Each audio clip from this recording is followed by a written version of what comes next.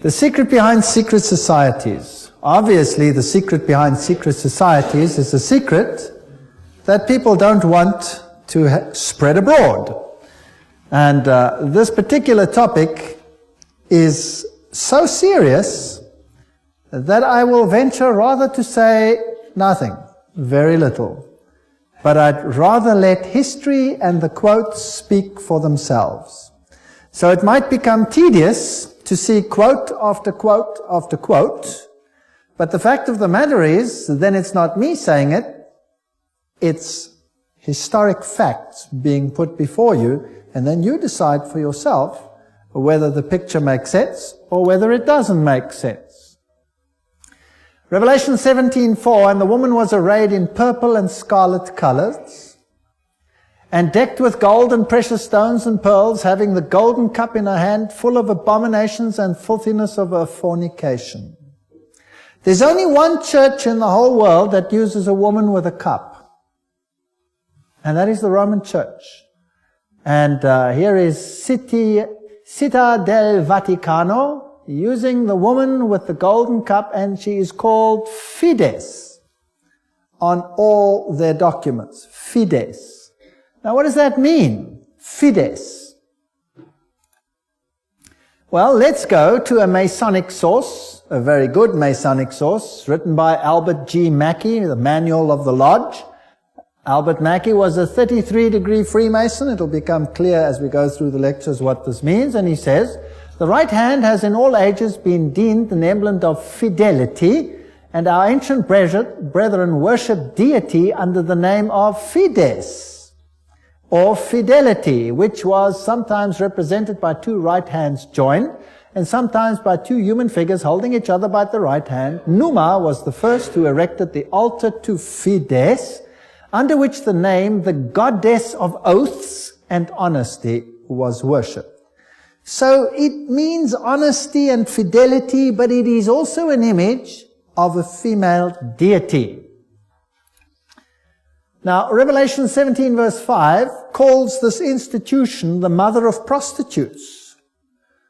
In Revelation 18 verse 7, she says, I sit as queen, I am not a widow, and I will never mourn. So she might have lost some children during the Reformation, but she's going to get them back. I am, and there is none beside me. I will never be a widow or suffer loss of children. She's going to control the world in a spiritual sense. That's what this power says. Now, it's interesting that the Vatican has just recently, September 5, 2000, issued this encyclical, Dominus Iesus, where she says, other churches are no sisters of ours, the Vatican insists. It must always be clear that the one holy Catholic and Apostolic Universal Church is not the sister, but the mother of all the churches. Cardinal Ratzinger said that. He's the head of the Inquisition. They don't call themselves the Inquisition anymore. They call themselves the Congregation for Doctrine and Faith. But it's the same thing. It's even in the same building. Now, she is not the mother, she is not the sister, but the mother of all the churches. That means all the other churches are subject to her, right or wrong. That's what she says. Now in Revelation 13 verse 1 and 2, speaking about the same power, it says, and the dragon gave him his power and his seat and great authority. Now that's a very wow statement. The dragon gave him the power. In other words, this power comes from another source. Now, doesn't Catholicism preach Christianity? Yes, it does. Doesn't it preach Jesus Christ as the Savior of the world? Yes, it does. But it also preaches mediation through other mechanisms and through the church. Now, it is interesting that in secret societies there are always two doctrines. One for the initiated and one for the goyim, the uninitiated. And the Knights Templars had two doctrines. The one was the inside esoteric occult doctrine, and the other one was the exoteric, the one to the outside, and that was Catholicism. So the masses received a religion which the insiders turned on its head. Amongst occult insiders, Lucifer is the true Son of God. Jesus is a second son who was defeated by the first one who had been thrown out. So Lucifer is the true luminary, the victor in the battle, and will be the one who will be worshipped at the end of time. That is occult doctrine. That's always been the doctrine of the Kabbalah, the Kabbalist doctrine, and it has been the doctrine of Gnosticism. But of course, it's not what the Bible teaches, but then Catholicism doesn't teach what the Bible teaches either.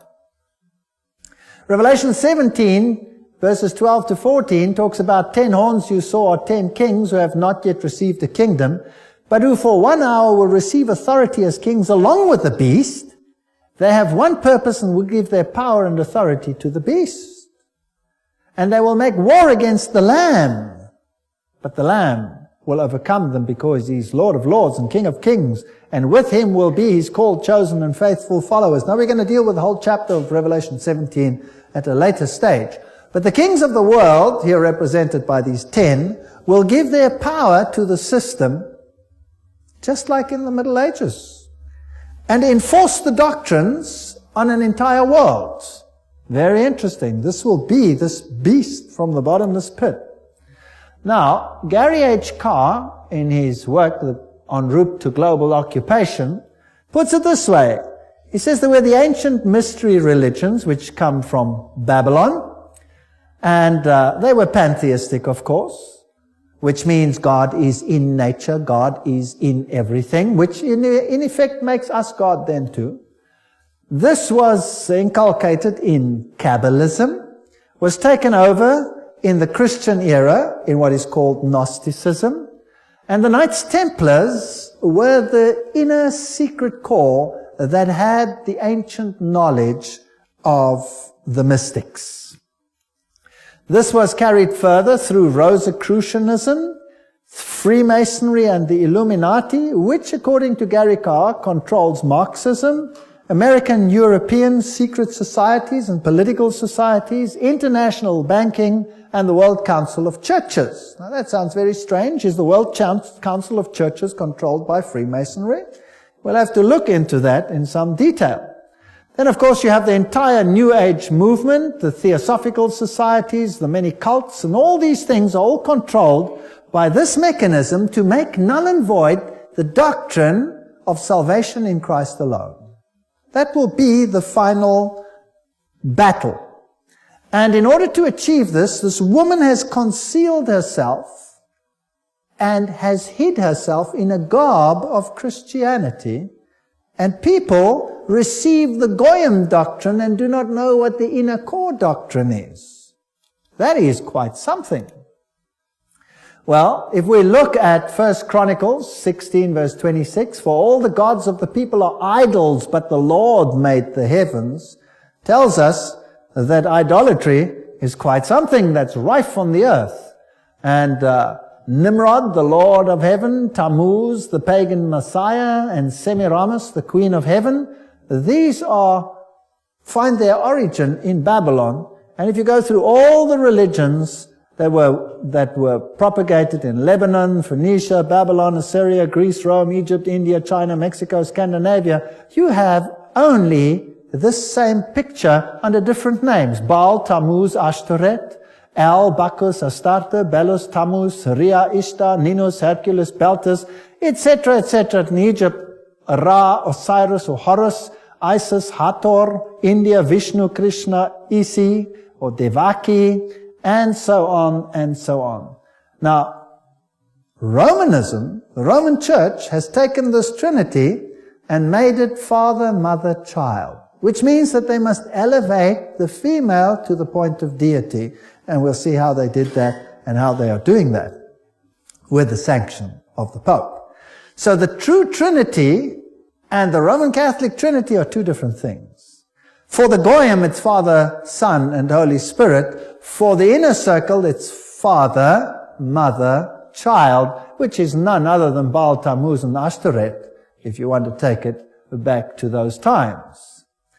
Jupiter is the god who is worshipped under Petrus. the rock.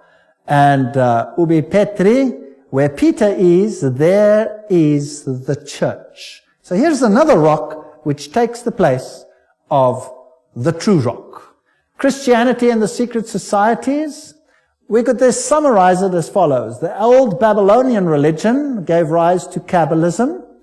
Via the Essenes and others, Gnosticism came into existence, and Gnosticism was founded by Simon Magus. This comes from no other source than History de la Magie and by Eliphas Levi. Wow, that's a high Masonic source.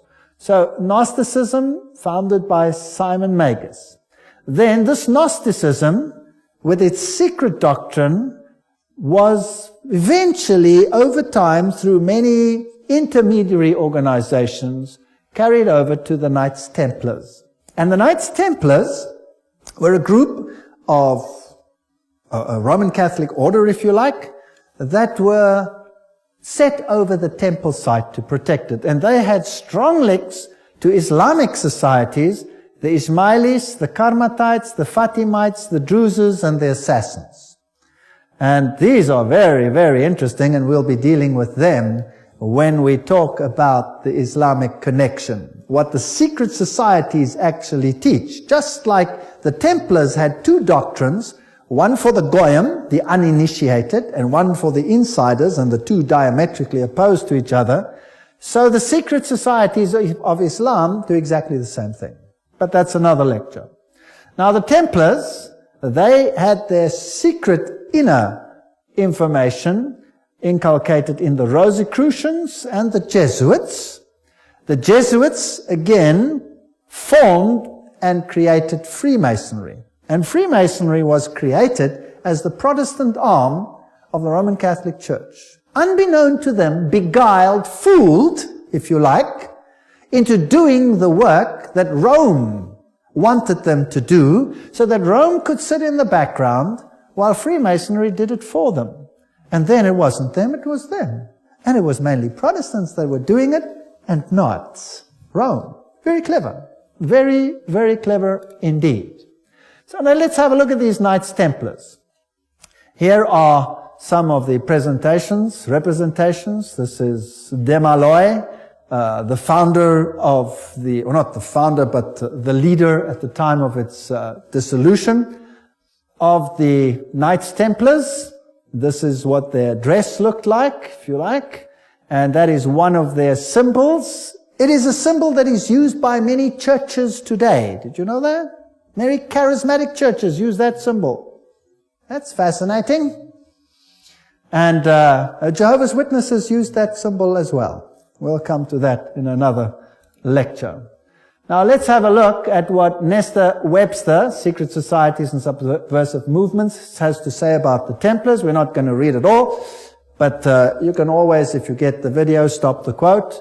In the year 1118, 19 years after the First Crusade ended with the defeat of the Muslims, the capture of Antioch and Jerusalem, these groups were founded that were eventually established as the Templars, and they presented them with a house near the site of the Temple of Solomon, hence their name, Knights Templars.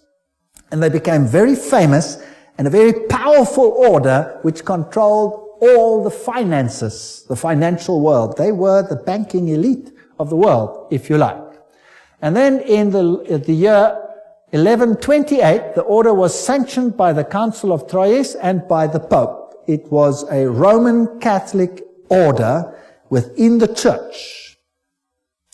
Now, some years later, October 13, 1307, this order was officially brought to an end by the King of France because it had come to light what they were doing, so it was said.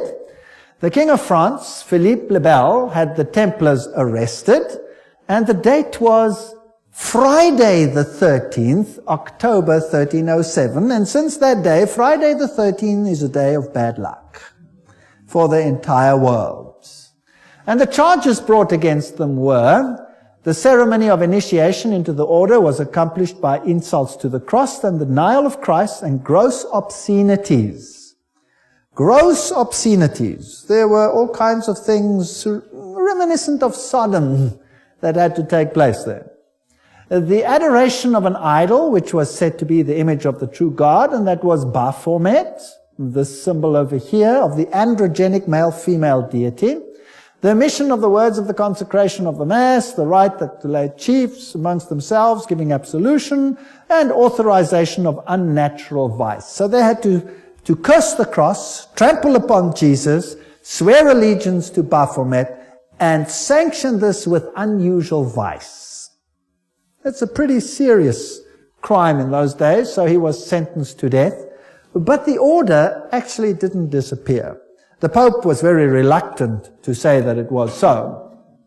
Masonic ritual includes references to the Knights Templars. For example here, Secret Societies and Subnervous Movements says, several knights who had set forth the rescue of the holy places of Palestine from the Saracens formed an association under the name of Freemasons, thus indicating that their principal desire was the reconstruction of the Temple of Solomon.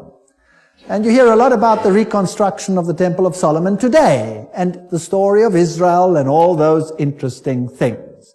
Now let's go a little bit into some of the history. I'm taking you to this beautiful palace. Where do you think it is? It's in Jerusalem. And it's Notre Dame Vatican. And this is where the Pope has his representation in Jerusalem. It's a palace for a king. There's the Vatican flag flying outside. And there's even a whole lane where you have some interesting papal artifacts. Now in Jerusalem, I went to look up the site of the Knights. And here is the Knights Palace, the Latin Patriarch. This is where the Knights Templars originally had a site, and the Knights of the Papacy now control this area. This is their symbol that they use. That is also the Knight's shield, which is used by many religions today. The Rema Church uses that symbol, for example.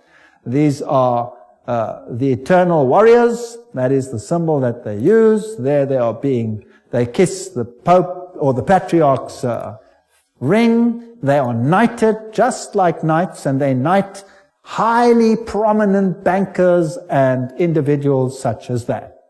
Inside this church, you have, of course, the statue of Jupiter as Peter. Notice that the foot is well kissed.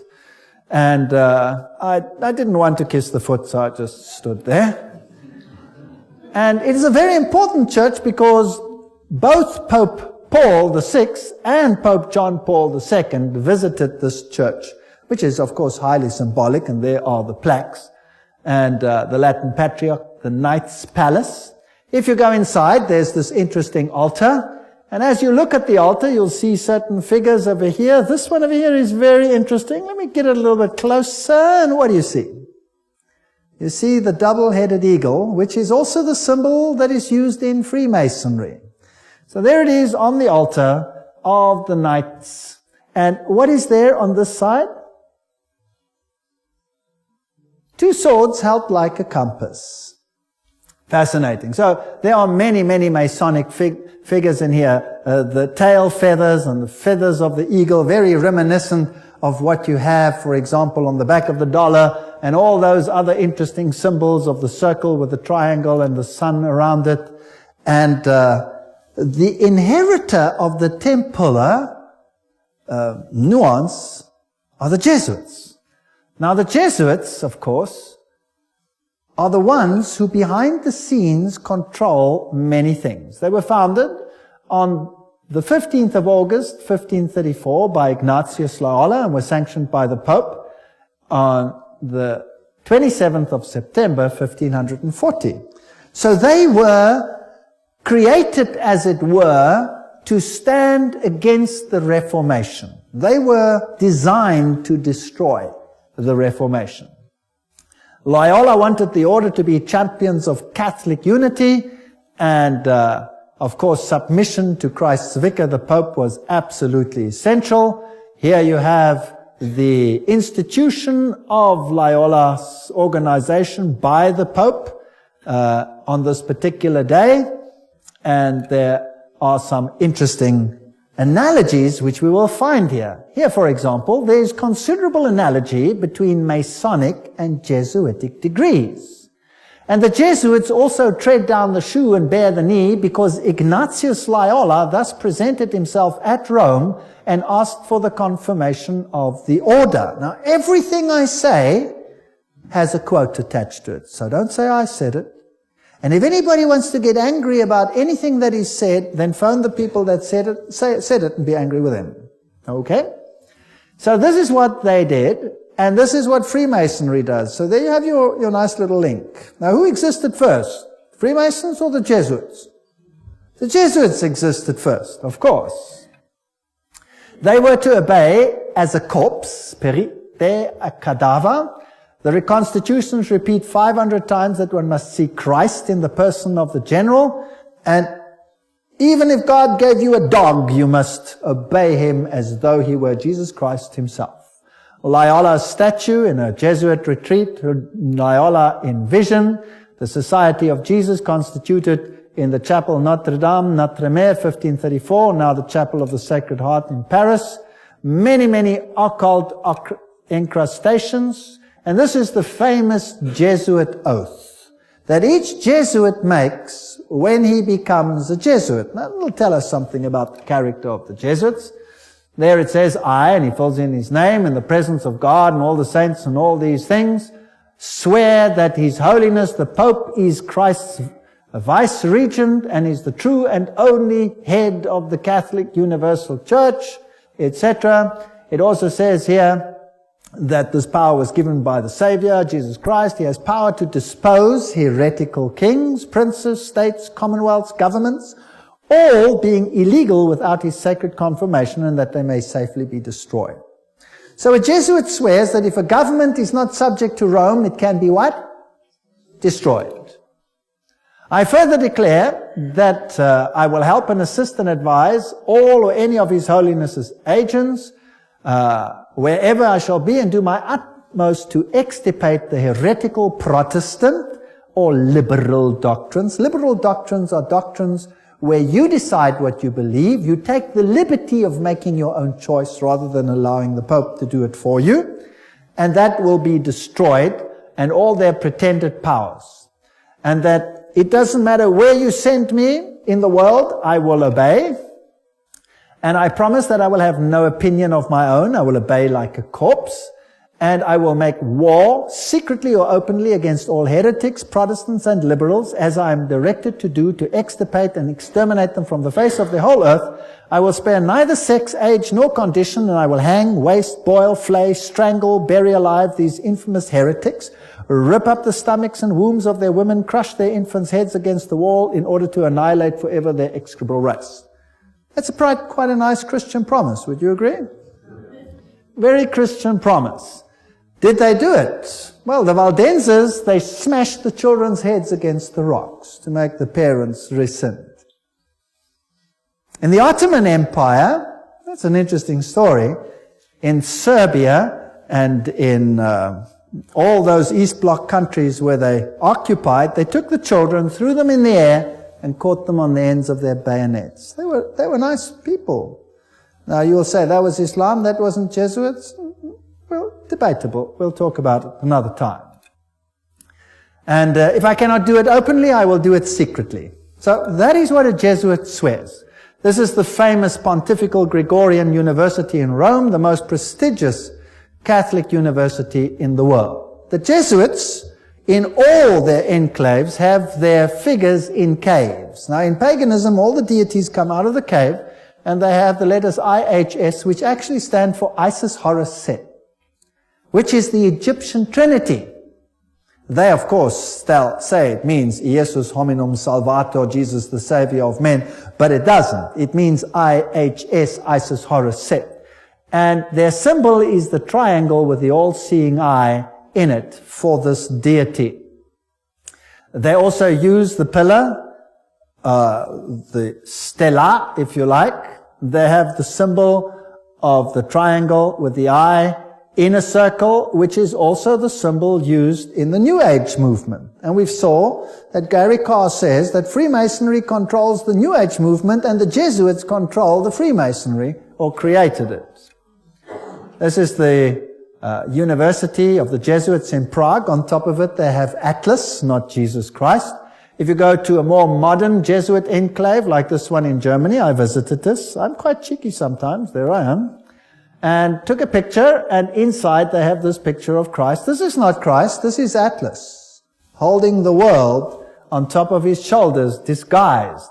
They have these symbols up against the wall. There, this symbol is the symbol of Hermes. If you take away the cross, then you have the symbol of Isis. This is paganism at its best. And these symbols over here are nothing. Here it is, Jesuit Kirche, when it was built, etc. And their symbolism, Maria, the M is the Masonic M, the triangle, Ria, the goddess. Here is a church in Germany, a cathedral. Inside you will see this circle with a cross in it, the crossed swords, symbol of all symbols used also in Freemasonry. Now if you go back to ancient Assyria, that was a very prominent cross. It was the Maltese cross. It comes from ancient paganism. They have the symbols of the star over here, two stars, one over the other, or two crosses, one over the other. They have the compass. They have the moon with a disc in it or a star in it, which is the symbol that Islam uses, for example. They have the solar calendar and the triple crown. All of these are used by the papacy. Upside down crosses represent victory over Christ. Hammers and compasses and sickles. These are symbols that are prevalent in the world. There's Jesus standing above the skull and crossbones, which is a symbol of Jupiter, the god Jupiter, who is a symbol of course, who is Lucifer. Upside down crosses again. This is a very important cathedral in Europe, in Germany, where all the political leaders come together. If you go there, you will have Janus, the two-headed one. And then you have the statue so-called of David. But of course it isn't David, it is the god Pan, because he has a pan flute in his hand. And David didn't play a pan flute. So I went to look for the dark side of Pan, because there's a light side and a dark side. And I found them, there he is, the hoofed one in the same cathedral. So they hide their occult symbolism. If you enter into the hallway, you find this over here. This is the god Anubis. It's got nothing to do with Christianity. There you have him as well. Plus you have the phoenix rising from the ashes. Plus you have the symbol of Jupiter and a whole host of other symbols over there. And in their side chapel, you have all the signs of the zodiac serving the various deities like Mars and Aquarius, etc. And the doorknob is a yin-yang. This has nothing to do with Christianity. They use the symbol of the compass and Jupiter and the PX symbol over there, which you will find in virtually every single Christian denomination upon the face of the earth. The phoenix rising from the ashes, the peacock, all symbols of Lucifer. Here you have the PX with a circle with a dot in it. And you say to yourself, but isn't that a symbol of Christianity? No, this is a symbol of Horus.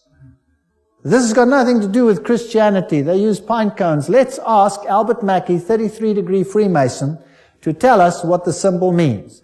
The point within the circle is an interesting and important symbol in Freemasonry. The symbol is really a beautiful but somewhat abstruse allusion to the old sun worship, and introduces us for the first time to that modification of it among the ancients, the worship of the phallus. So it's a pretty filthy symbol at that. It deals with male organs. Wow. So that comes from the horse's mouth. So that's what it means. Now what's the PX mean? Let's go to the best Masonic source in the world, Morals and Dogma, page 292. And in case you don't believe me, I photocopied it so that you can see it. There you can see the symbol. Can you see that? It is the staff of Osiris. This is straight from the horse's mouth. You can't get a better source than this. This is the highest Freemason who founded the Scottish Rite, 33 higher degrees, and was what, no, he didn't found them, but he officiated over them. On the medal of Constantinopus, in hoc signat eris, whatever the inscriptions, And then some other interesting things. So this is the staff of Osiris. And then he goes through the mystic Tau and the crosses and the stars of David. And then he uses this one as well. Interesting symbol. He says the vestment of the priest of Horus were covered with these crosses. That's a Maltese cross. Remember that I showed it to you on the Assyrian king? Now, who wears that on his vestments? Well, let's have a look. Oops, there it is. Who's wearing it? The Pope is wearing it. So what is he? He must be the priest of Horus. So to the outside world, it seems like Christianity, but to the inner circle, it's occultism. On the floor of the cathedral in London, you have the tricolour, which is the triple yin yang. And what does that mean? Well, let's go and ask the sources themselves. Celtic version of the yin yang. That's what it is.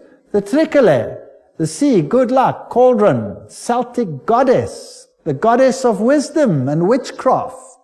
Who was enthroned in the French Revolution? Goddess of reason, witchcraft, reason, all these things, same deity.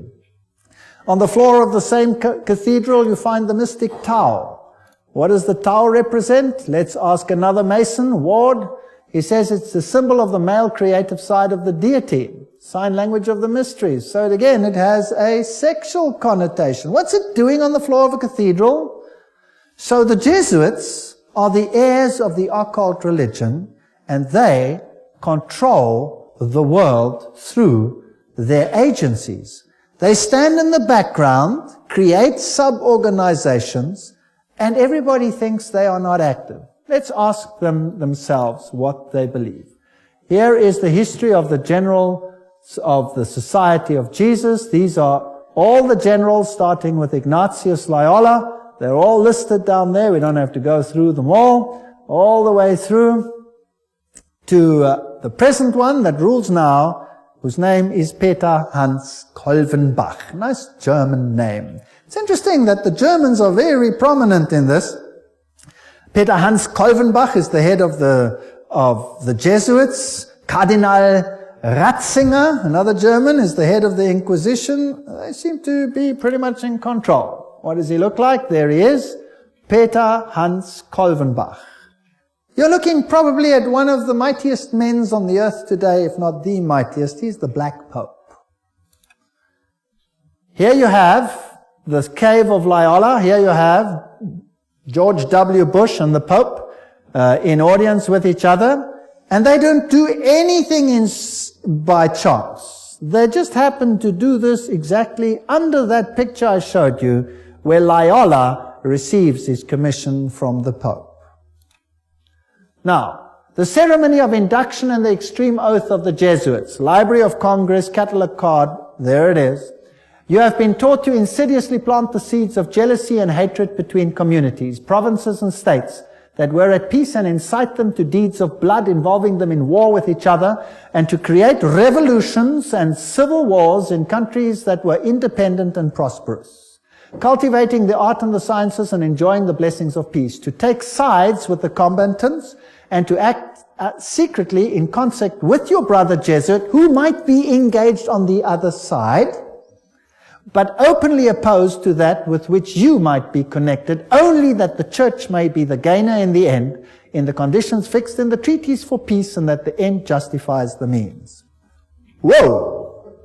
This is Hegelian science. Two opposing viewpoints, dialectic thinking. You war the one with the other, and you rub them up until nothing is left. It's called thesis, antithesis, and the resultant clash brings synthesis, that which you want. Now note that the Jesuit can be very active on the one side, but he can be equally active on the other side. So this is all a process whereby they wish to attain things. The 30-year War. What was that about? The aim and the object was that that war should in truth become a war of annihilation. Besides, was it possible for them to allow peace to be concluded with countries whose rebellious governments had issued a law ruling that no Jesuit should ever again dare to show his face? Do you know that the Jesuits were thrown out of virtually all countries, including Catholic ones, because they were so divisive. Catholic kings couldn't even take the Jesuits and threw them out. If a Catholic king dared to throw out a Jesuit, that country was destroyed, Catholic or not, and the Jesuits are back. You can take your bottom dollar for that. So, the frightful responsibility for this terrible 30 Years' War must rest upon the Emperor Ferdinand II and his teachers, rulers, and bosom friends, the sons of Loyola. Every single thing I'm saying is a quote. Popery, an enemy to civil religious liberty. In 1550, Pope Julius declared his claim to universal temporal political power, evidenced by a new coin he issued, its motto having read, "The nation and kingdom that will not serve me shall perish." Now please note that this is a Roman Catholic statement, that the nation and the kingdom that does not serve the papacy will perish. What does that mean in terms of Protestant countries then? Are they going to be in trouble, yes or no? I would say yes, they will be in trouble. Thomas Aquinas, the great philosopher of the Roman Catholic Church, said, "The Pope by divine right has spiritual and temporal power as supreme king of the world. The Pope of Rome, as head of the papal government, claims absolute sovereignty and supremacy over all the governments of the earth." All the governments. All these quotes are highly potent quotes. There is nothing mediocre in these quotes, and they come from the highest sources. The right of deposing kings is inherent in the supreme sovereignty which the popes as vice-regent of Christ exercise over all Christian nations. Cardinal Henry Manning, 1892, he was Archbishop of Westminster. So, he is in control of all nations of the world. Now it's interesting that the Bible tells us that these words were put on the Christ's cross at the crucifixion. Jesus of Nazareth, the King of the Jews. You read that in John 19:19. But the Roman Catholic crucifix has the words "INRI" written on it. Now, if you look it up in Webster's dictionary, it means Jesus Nazarenos Rex Iuderum. But in the extreme oath of the Jesuits, INRI means something totally different. It means Iustum necare reges impios, which means it is just to exterminate or annihilate impious or heretical kings, governments, or rulers. That's an interesting point. Now, another thing that they want to do is destroy Protestantism. We cherish at the bottom of our hearts this principle that whatever does not unite with us must be annihilated. And we hold ourselves ready to make, as soon as we shall have the means, an energetic application of these principles. Protestantism is already wearing out and sinking to decay. Yes, we are destined to insult its last agonies. To march over its broken skeleton and scattered bones, oh, let us hasten this dissolution by our strong and united efforts. Then already, they wrote, Protestantism is becoming decomposed, and we are gaining men of note. This is extracts from The Secret Plan. Those are the worst of the Catholics, the Inquisitors, the Jesuits. They are simply the Romish army for the earthly sovereignty of the world in the future, with the Pontiff of Rome for emperor. Something like a universal serfdom with them as master is what is being planned. That's all they stand for. They don't even believe in God, perhaps, the brothers Karamazov. All these quotes. The general of the Jesuits insists on being master sovereign over sovereigns. Wherever the Jesuits are admitted, they will be master, cost what it may. The society is by nature dictatorial, and therefore it is the irreconcilable enemy of all constituted authority. 50 Years in the Church of Rome, written by Father Cheniking. Ignatius Loyola says himself, the power of the general will be so unlimited that should he deem it necessary for the honor of God, he shall even be able to send back, or in another direction, those who have come direct from the popes. So this is a powerful order. Friedrich von Hardenberg said, Never before in the course of the world's history has such a society appeared. The old Roman Senate itself did not lay schemes for world domination with greater certainty of success. They want world dominion, with the Pope enthroned as the universal ruler. The Roman Catholic Lafayette said, "It is my opinion that if the liberties of this country, the United States of America, are destroyed, it will be by the subtlety of the Roman Catholic Jesuit priests, for they are the most crafty, dangerous enemies to civil and religious liberty. They have instigated most of the wars of Europe." These are prominent people speaking. Morse, he's the founder of the Morse code, the inventor of the Morse code. He said, and who are these agents? They are for the most part Jesuits, an ecclesiastical order proverbial through the world for cunning, duplicity, and total want of moral principle, an order so skilled in all the arts of deception that even in Catholic countries, in Italy itself, it became intolerable and the people required its suppression. That's another prominent man. Archduke Maximal Francis said, "They have so constantly mixed themselves up in the court and state intrigues that they must in justice be reproached with striving after universal dominion." And we could go on and on and on. This is a very interesting one. This is Michelangelo Tamburni, 1720. This is the Jesuit of the general of the Jesuits, the general speaking to the Duke of Brancas. And he said the following: "See, my lord, from this room I govern not only Paris, but China. Not only China, but the whole world without anyone knowing how 'tis managed." Interesting. This is what the Jesuits themselves had to say. The Pope's confessor has to be a Jesuit. And the Pope himself has to come to a Jesuit to confess. The Vatican Empire, everything I say is a quote. This here is Jean-Baptiste Janssen.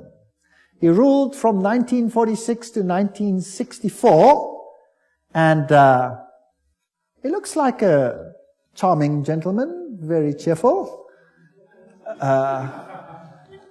But nevertheless, you can see that this photograph was taken from the Saturday Evening Post, 1959, and this is what he is in command of. And now we will want to deal with these issues in the next session.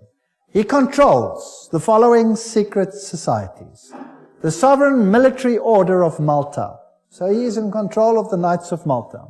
The Scottish Rite Shrine of Freemasonry, the Order of the Illuminati, the Knights of Columbus, the Knights of the Ku Klux Klan, B'nai B'rith, the Nation of Islam and its private army called the Fruit of Islam, the Mafia Commission, Opus Dei, along with a host of lesser brotherhoods. So each one of those secret societies is controlled by the Jesuits. How do they control it? And what is their aim? And who is a member, for example, of the Knights of Malta? Who today is a member of the Knights of Columbus? Who is a member of B'nai B'rith? Who controls the Fruit of Islam? Who controls Opus Dei? Who controls Skull and Bones and all the other secret societies? And what is their agenda? That is what we have to find out. Remember that Rome wants to regain total dominion, and if they are the center of Templar theology, then they want to control the world for the dragon, not for Jesus Christ. The dragon gave them their power and their seat and great authority. This is scary. And this power must be in control in your country as well as in mine. But the good news is that Jesus foretold it. We read it in Revelation, and he says no matter how they confederate, no matter how they scheme, the kingdom is going to go to whom? It's going to go to Jesus. Jesus wins. So there's nothing to be afraid of, but I will show you these secret societies in the next session, and I will show you who the members are.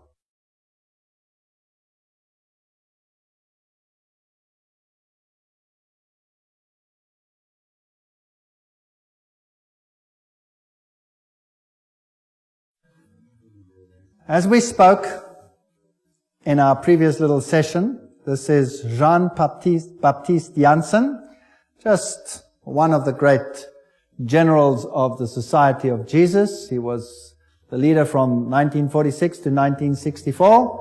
And we mentioned the Order of Malta, the Shriners, the Order of the Illuminati, the Knights of Columbus, Ku Klux Klan, and all these secret societies that are under the control of the Jesuit general.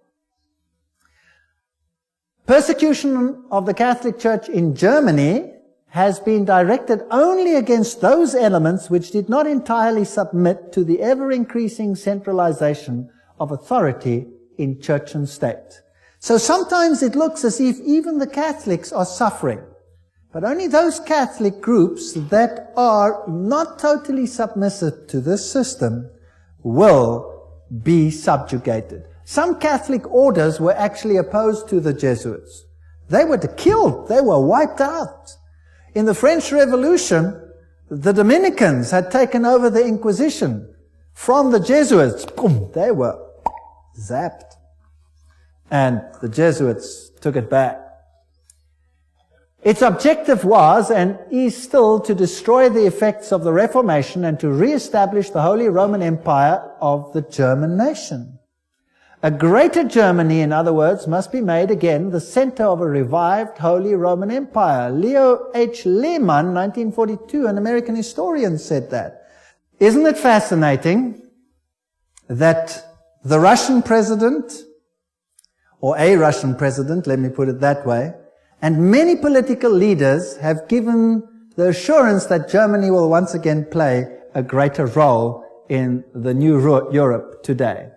Isn't it also fascinating that it was a Jesuit priest, Father Stempfler, and not Hitler, who wrote Mein Kampf?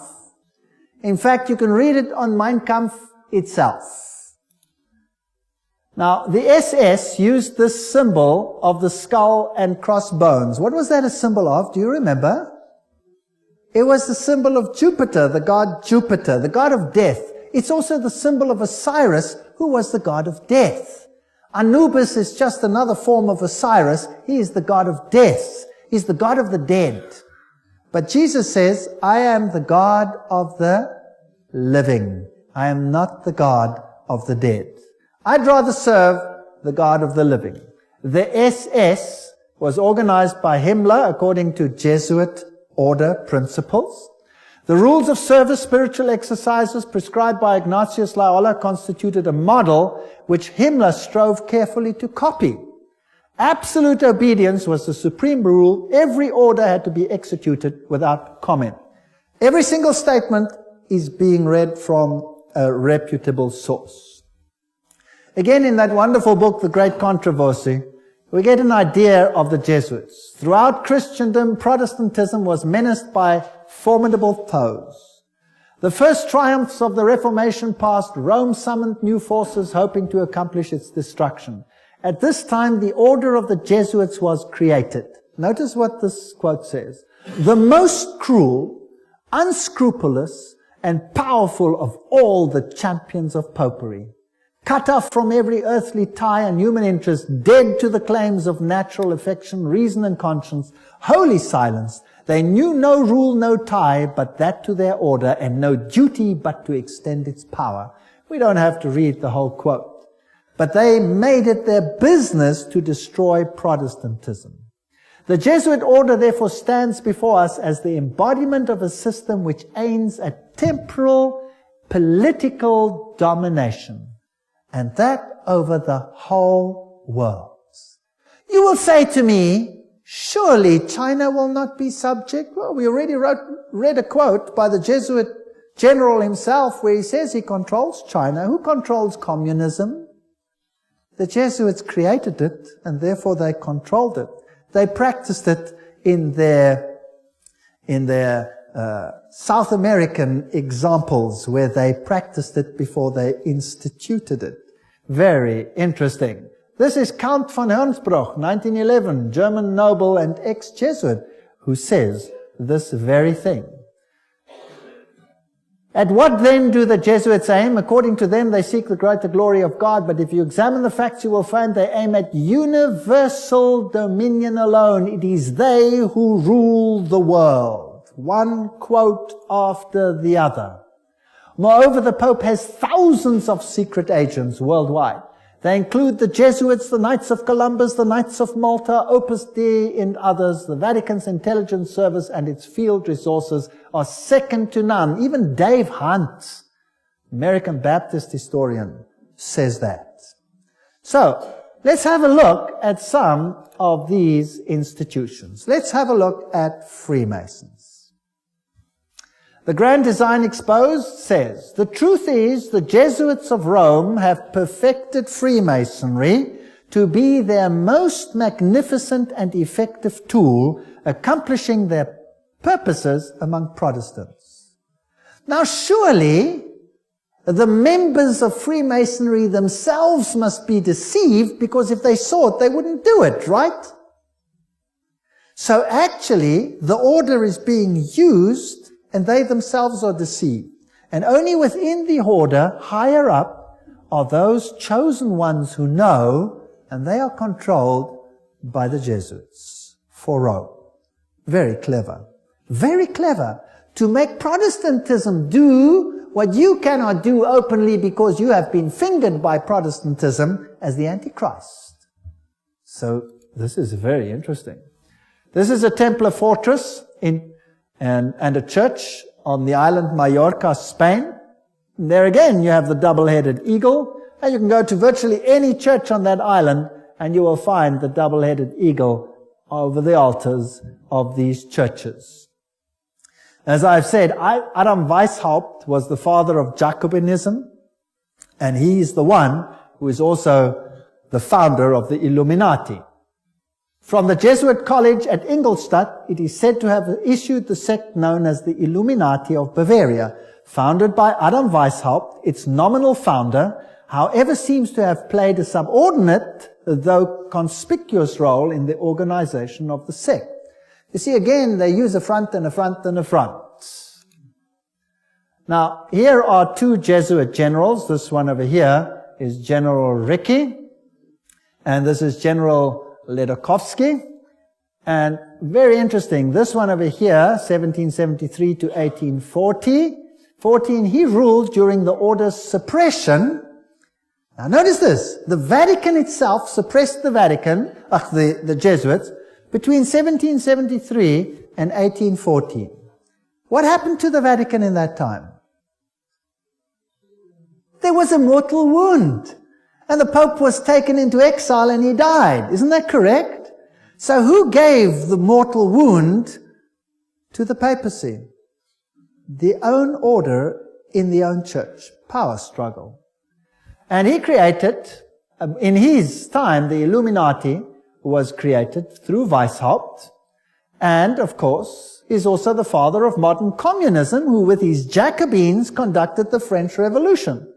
Years later, Jesuit General Ledochowski with his Bolsheviks conducted the Russian Revolution in 1917, and it's identical to the other revolution. And I will deal with that when I give a lecture on revolutions and wars and dictators later in the series.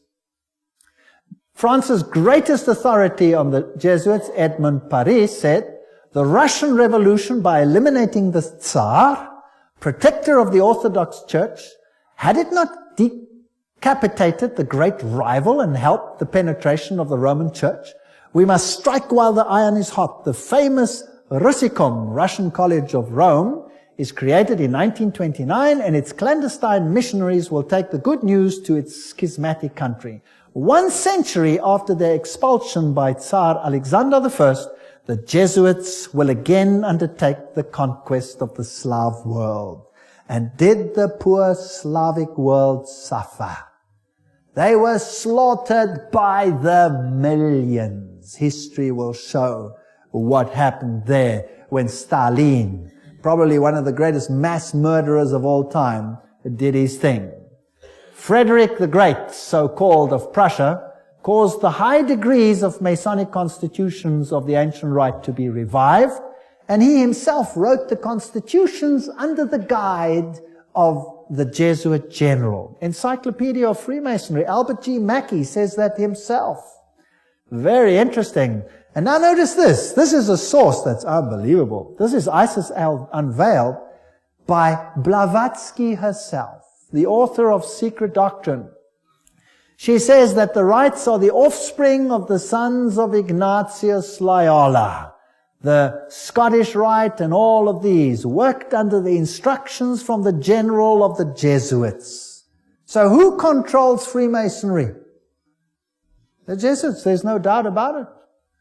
Here, we have confirmed the induction of the Knights Templar Mason into the councils of the said order of knighthood, and hoping and confiding that he will ever be so demean himself as to conduct to the glory of IHS, the most holy and almighty God, and to the honor of the mark we do recommend. There's a ritual in Freemasonry which is totally Jesuit. So the Jesuits control Freemasonry. Here's a Freemason temple, if you like. It's in Oklahoma. There is IHS. This is a Freemason temple. It's a lodge. There is IHS in it. There are still old ladies, male and female, about the country who will tell you with grim gravity that if you trace up Masonry through all its orders till you come to the grand tip-top head Mason of the world, you will discover that the dread individual and the chief of the Society of Jesus are one and the same person. James Patron, American historian. There are many that say these things. Knights of Malta. The Freemasons are in the foreground, while the Jesuits and the Knights of Malta are in the background. The Jesuits control even the Knights of Malta. Now, who are they? Well, they are headquartered in Rome, these knights. They used to be on an island, but besides that, they used to be a military order. They are still a military order. They are knights. They control the banking of the world, the industry of military complexes of the world. They oversee Chase Manhattan Bank with all its branches. They rule all the intelligence communities, the KGB, the CIA, and all of these things to restore the Dark Ages. Everything I'm saying is a quote. I'm saying nothing. Don't accuse me of saying anything. I'm just reading. Who are they? Well, here's the head of the Knights of Malta at the moment in America. Well, he's dead now. This is Francis Joseph Cardinal Spellman, Cardinals of New York. And their headquarters is St. Patrick's Cathedral, the diocese of the Archbishop of New York. There are the various ones. Here's Terence Cardinal Cook. Then was Cardinal O'Connor, and currently Cardinal Archbishop of New York, Edward M. Egan. Now let's have a look who the members of the Knights of Malta are. That should be interesting. Some past, some present. General Alavena, George Anderson, Angleton, Azru, Bertie, Bobs, Bonaparte. Does that name ring a bell? Borges, Bradley, Brady, Pat Buchanan. Does that name ring a bell? James Buckley, Prescott Bush. Does that ring a bell? Frank Capra, William Casey, does that ring a bell? CIA, Cisnero, Cooks, Coughlin, Loach, Giscard d'Estaing, does that ring a bell? President of France, Bill Donovan, Alan Dulles, Avery Dulles, Edward Egan, that's of course the Cardinal himself, Franz Egon, John Farrell, Flanagan, Flynn, Gelly, Galen, Gorman, Grace, General Alexander Haig, does that ring a bell?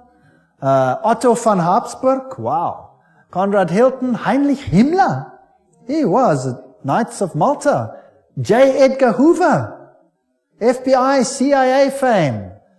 Joseph Kennedy, Ted Kennedy, Larkin, Lehman, Lorenza, Luce, Henry Luce, founder of all the great magazines and Time magazine and all of them.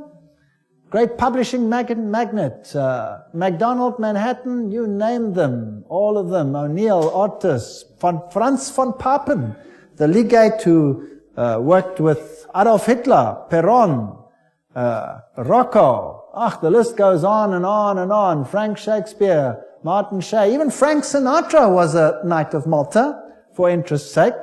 So there are prominent men who are Knights of Malta. Now what about the Knights of Columbus? The founder of the Knights of Columbus is Father Michael McGivney. He lived a very short time, then he died. He was very young. He died at the age of 38. There is their emblem, and this is their official home webpage. You can just take it straight off, and you can see something fascinating. What is that? Hello? Do you remember what it is? A little bundle of rods that you also found in the French Revolution right there in the Manifest of Human Rights. What is it? Fasciae. And they've got a wreath around them. What does that mean? All power in one man. Who will that man be? Who do the Knights Columbus, founded by a Roman Catholic priest, want to see the power vested in? The Pope, of course. The Knights of Columbus, founded at New Haven, Connecticut, 1882. Then it was already considered 300,000 strong. Only Roman Catholics are eligible. It is initiative to service in 4 degrees. It's the heart and soul of politics. You cannot get into politics if you don't have the stamp of approval of these guys. The fact is well known to political machines and non-Catholic politicians whose candidates must receive the approval of Rome and the Knights before they dare nominate them for either dog pound or presidency. The Knights of Columbus' principal business is politics, a Jesuitical politics. A menace to the nations, Jeremiah Crowley. There's the quote. These are serious accusations. There they are, with their fasciae, which will become clearer as we go on, and we can see where we are heading. For today, Rome considers listen to this. Today, Rome considers the fascist regime the nearest to its dogmas and interests. We have not merely the Reverend Jesuit Father Coughlin praising Mussolini's Italy as a Christian democracy, but their official magazine, which is Civiltà Cattolica, this is the official Jesuit magazine, says, this is the house organ of the Jesuits, says, fascism is the regime that corresponds most closely to the concepts of the Church of Rome. This is scary. Have you noticed lately that there is more and more control? Have you noticed some of these things? Have you noticed that you are being treated more and more like someone who has to bow 20,000 times before the powers? And there is the organization Opus Dei. Is a semi-secret religious lay order with paramount objective is total support of the papacy. And these people walk around with clamps that tear into their flesh so that they have constant pain with every movement to remind them of their obligation. And they have high members, like presidents, for example, of Portugal is an Opus Dei member.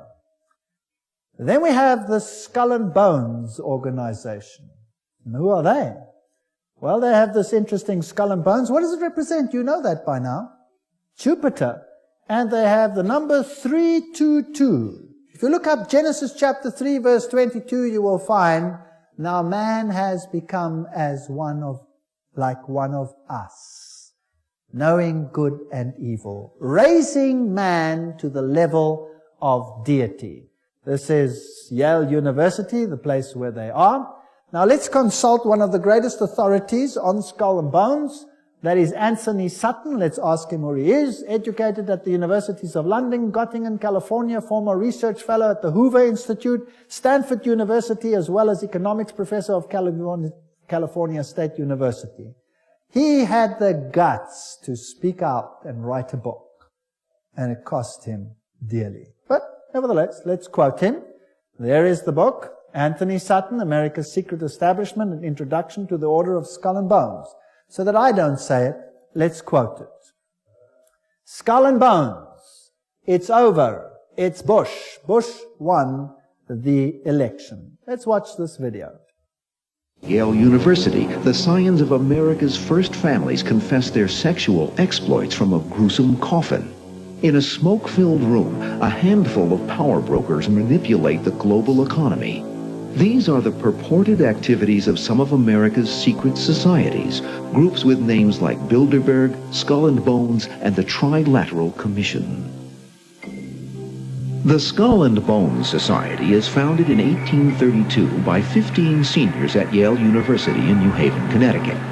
They establish a secret society with rules and rituals that remain unchanged to this day. The Skull and Bones initiation ceremony is said to be held in April in the tomb's basement. One distinguished member serves as master of ceremonies. Once enrobed, he is known as Uncle Toby. The shortest senior is appointed Little Devil and dons a satanic costume. A bonesman with a deep voice is dressed as Don Quixote. Another is dressed as the college's founder, Elihu Yale. Still another is given papal vestments. It would all be funny if it weren't for the fact that among the former bonesmen are 3 presidents: William Howard Taft, George Bush, George W. Bush, numerous senators and ambassadors, industrialists like William Whitney, CIA agents, State Department officials, and publishing magnate Henry Luce. Absolute secrecy is also required. In his 1999 autobiography, George W. Bush devotes just one sentence to his membership in Skull and Bones. Quote, "My senior year, I joined Skull and Bones, a secret society so secret, I can't say anything more." The secrecy, according to some researchers, is there to protect the fact that Skull and Bones funnels its initiates into positions of power and influence. The best-known bonesman is ex-President George Bush, who, according to tradition, is supposed to avoid admitting he's a member. Mr. President, are you a member of Skull and Bones? American Journal got a similar response when we recently asked George Bush Jr., the governor of Texas, about his membership. Does it still exist? The thing is so secret, I'm not even sure it still exists. Okay, so you'll see that George W. Bush is a member. They lie in a coffin.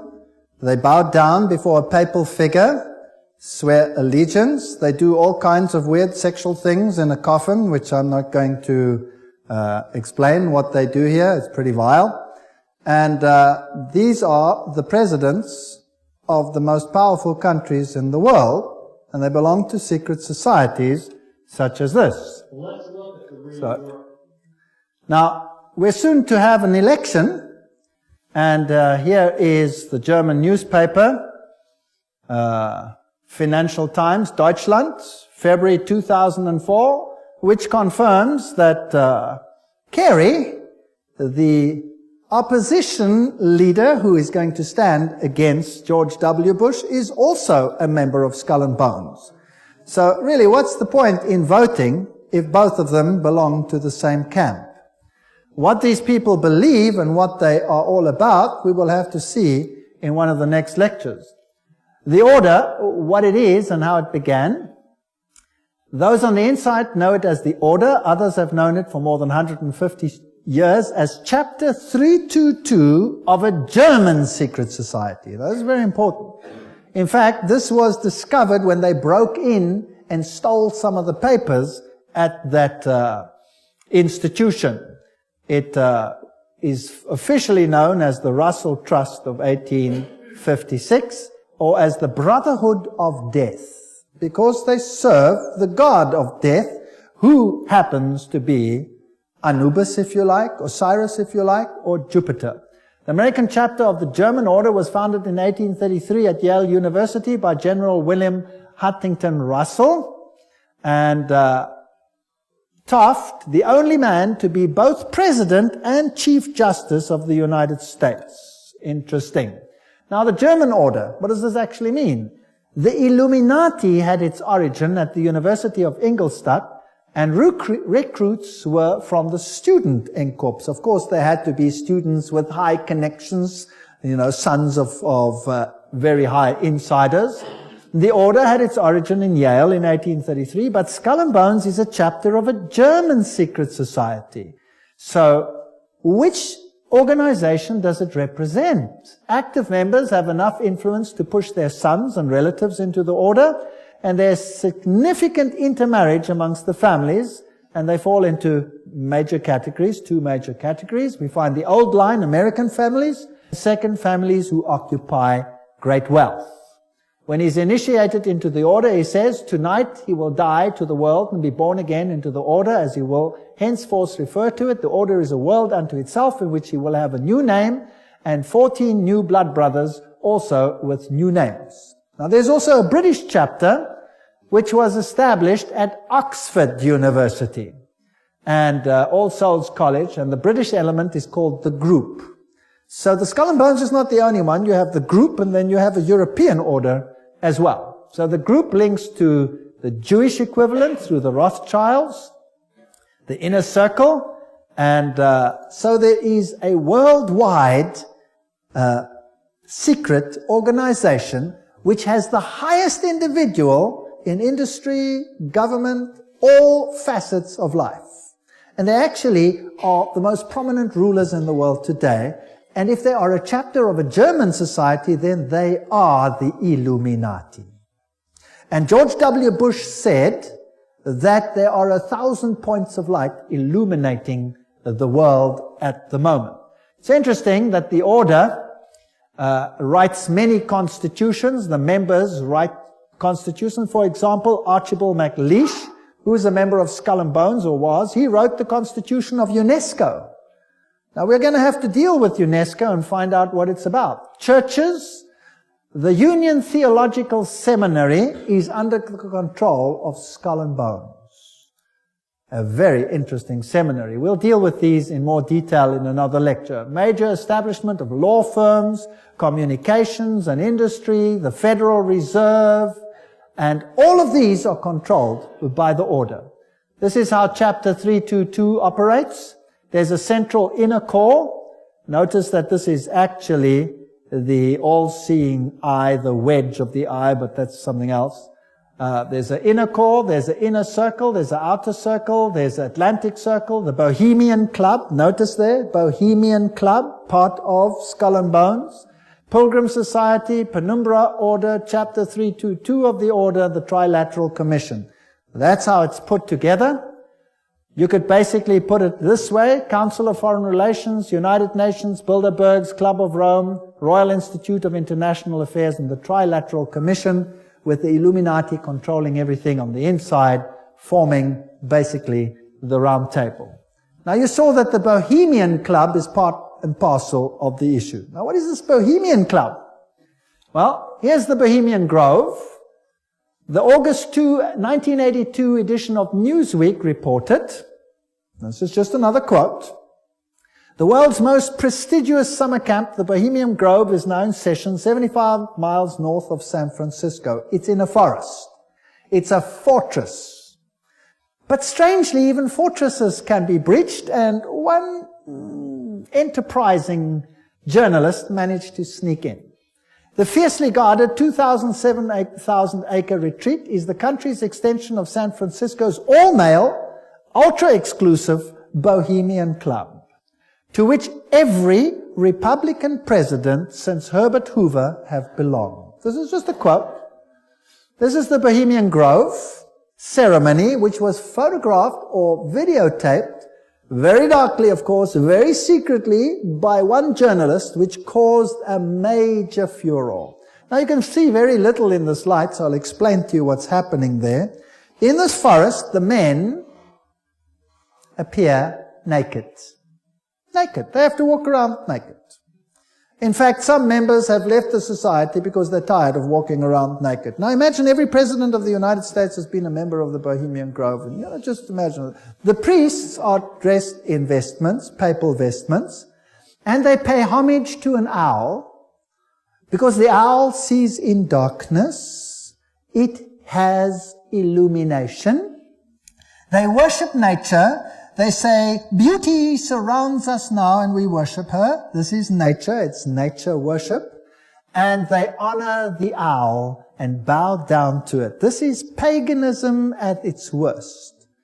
There are other rituals which I do not want to talk about that happen between all these naked men. And if you read your Bibles, you will find that those who worshipped in the groves were called the perverted ones. They were people of high position and were amongst the highest of society. And periodically a good king came along and cleaned up.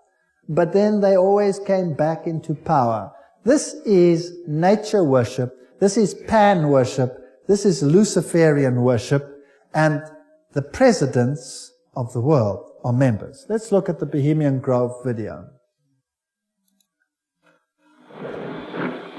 There's the papal vestment. Is in his leafy temple.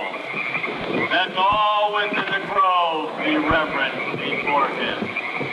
Lift up your heads, O ye trees, and be ye lifted up, ye everlasting spires. For behold, here is Bohemia's shrine, and holy are the pillars of this house. There's the owl. For beauty is eternal, and we bow to beauty everlasting. For lasting happiness, return to one alone, and she surrounds you now. Great nature, refuge of the weary heart. We bow to one alone, great nature. She is ever faithful. Other friends may fail, so must ye come as children. Little children that believe nor ever doubt her beauty and her faith. Bohemians and priests, our funeral pyre awaits the corpse of care. Grace unto all mortal wisdom. Owl of Bohemia, we beseech thee, grant us thy counsel. Owl of Bohemia, grant us thy counsel.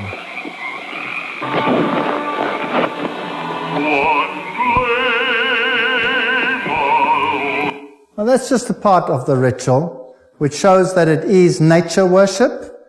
It is condemned in the Bible, and yet, who are the members? Let's continue. This is an article in Mother Jones, August 1981, volume 6, page 28, and reports who the prominent members were. For example, George P. Schultz, Stephen Batchelor, Gerald Ford, Henry Kissinger, William Buckley. Can you imagine them all walking around naked, worshipping a stupid owl? I mean, that's so pathetic. Fred Hartley, Griffin, Haywood, Coors, Teller, Ronald Reagan, Clausen, George Bush, William French Smith, etc., etc., etc. It is pathetic. Modus operandi of the order. The activities of the order are directed towards changing our society, changing the world, to bring about a new world order. This will be a planned order with heavily restricted individual freedom. That's fascism. And I will show you the papal encyclicals that will make your hair stand on edge as to what is going to happen all over the world. And believe me, I live in a country where it's being implemented. And you can see it happening every single day. It is scary. But you don't have to be afraid if you know why it's happening. If you do not know why it is happening, you will despair, and there are thousands who are putting bullets through their head because they cannot tolerate it. 4,000 farmers driven off the land and murdered in my country alone. They lose everything. They lose hope. They put bullets through their heads. They wipe out their entire families because it's better for them to die than to live with it. And you know what? You give a lecture like this and you show what's behind it and why it's behind it, and guess what? They get hope. Because they see it's not just them and not something they don't understand. Once they start understanding the bigger picture, they gain hope. And they say, wow, so it's not really the end for us, because this is simply the sign that Jesus is coming soon. And there will be a better kingdom. Let us give our lives to Jesus Christ, because this world has nothing to offer. And they get hope. So far than being negative, they conceive a lecture like this, for example, as positive. And it has an amazing effect on countries where this is being implemented this very day. No constitutional protection if you go against it. They control education. I'll show you how in the lectures. Money, law, politics, economy, history, psychology, philanthropy, medicine, religion, media. There is nothing that they do not control. And remember, they are neither left nor are they right. So if there are right-wing parties and left-wing parties, they control them what? Both. That's the Hegelian principle. That's Hegelian logic.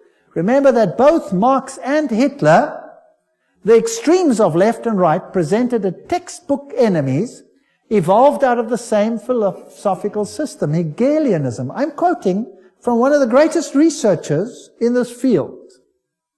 That brings screams of intellectual anguish from Marxists and Nazis. Remember that the Jesuits were told that they must serve on this side and the other side. Remember that? And create conflict between the sides. This conflict of opposites is essential to bring about the change that they want. Today, this process can be identified in the literature of the Trilateral Commission, for example, where change is promoted under conflict management. Have you heard that name before? Right, conflict is essential. The state is absolute. So the state must have total control. That means the people must relinquish their rights to the state. Do you see that happening in the United States at the moment? Absolutely. So the state requires complete obedience. An individual does not exist for himself in these so-called organic systems, but only to perform a role in the operation of the state. That's exactly what it was like under Nazism. Here's Hegel. The two, Hegel and Kant, are the philosophers behind the system. I was stunned. I was in Europe 4 weeks ago, in Germany, and the leaders, the presidents of Germany, went down and put down wreaths in front of these people's graves and said, their philosophy has made the new Europe possible. They honored them. What a terrible, I would almost say satanic, well, why not just say it, philosophy. The Illuminati principle that the end justifies the means is also the principle of the group and the order, which is skull and bones. That means you can do anything, no matter how dastardly, as long as you achieve your aim. There's an outer circle, an inner core, all of these. Council of Foreign Relations is the outer circle, Trilateral Commission, all of those. Trilateral Commission was founded by David Rockefeller, comprises 200 members worldwide. The Bundy operation, activism towards a new world global order. George W. Bush, who was a member of Skull and Bones, remember, says it is a big idea, a new world order where diverse nations are drawn together in a common cause. Only the United States has both the moral standing and the means to back it up. So, do you think they're trying to get all the countries of the world to come into this system, yes or no? Do you think it's possible that they are giving their power to a woman who rides them?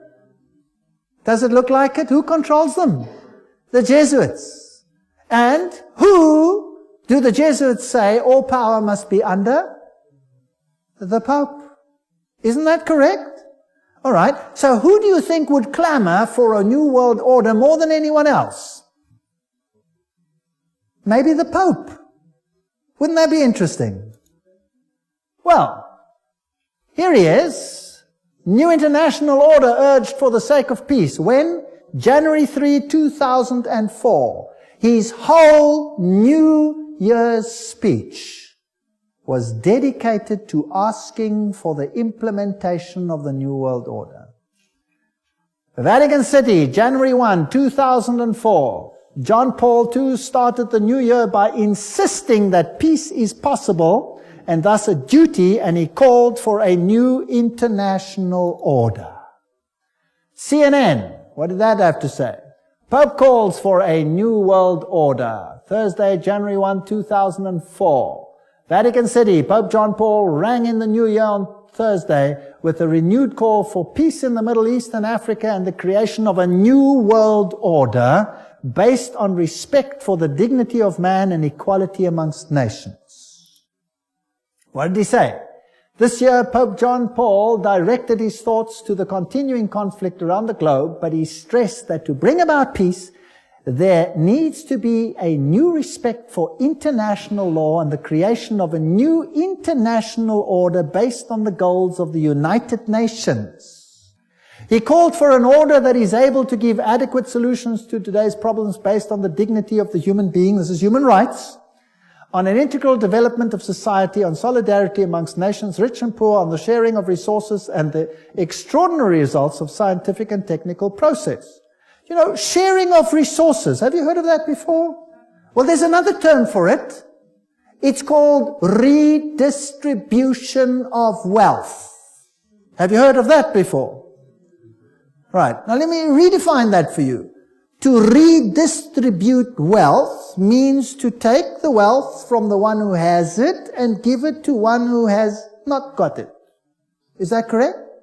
Now if you do that, which nations of the world will be hardest hit? The Catholic ones or the Protestant ones? The Protestant ones are the rich nations. Everywhere you can draw a line. Now I will show you in the lectures that come that there are encyclicals which define how the redistribution is to take place. And how it is happening and how the encyclical says it should take place is what I can see happening in my country without the government lifting a finger against it. It is defined by need, as we will see. Now, there's another word for taking from one who has and distributing it to someone who does not have. It's called theft. Stealing. Thou shalt not steal, says the Bible. The Pope in Rome says, thou shalt steal. He does. Literally, I'll show you his encyclical. You will be stunned. This New World Order is going to be an exciting place. I don't want much part of it. Fortunately, my God says, my kingdom is not of this world. If it were, they would fight for me. But it is not of this world. My kingdom is up there. There where your treasure is, there your heart will be. I have managed, because I live where I live, to loosen myself from that which I own, because I know that it means nothing anymore. Do you know that in my country, if you go on a holiday, and you stay away for a while, and you come back, and your house is occupied, that you cannot put the new tenants out, even if the house is yours? Did you know that? Because they have need, therefore they have the right to take it, whether you own it or not. And this is not a joke, this is a fact. Scary. But who cares? I serve a God who has promised the most wonderful things, even temporal things, to those who serve him. Wonderful promises. I go to prepare a place for you, and I will come again to take you where I am also. In my Father's house are many rooms. I go. Actually, it doesn't mean rooms, it means mansions. God has prepared things for us which make this world sick by comparison. So let them have their kingdom, let them have their fun, because my God says this world will come to an end and the kingdom of God will reign forever and ever and ever. Don't miss the next lectures. We're now on a roller coaster ride that will take you to exciting places. Thank you for coming.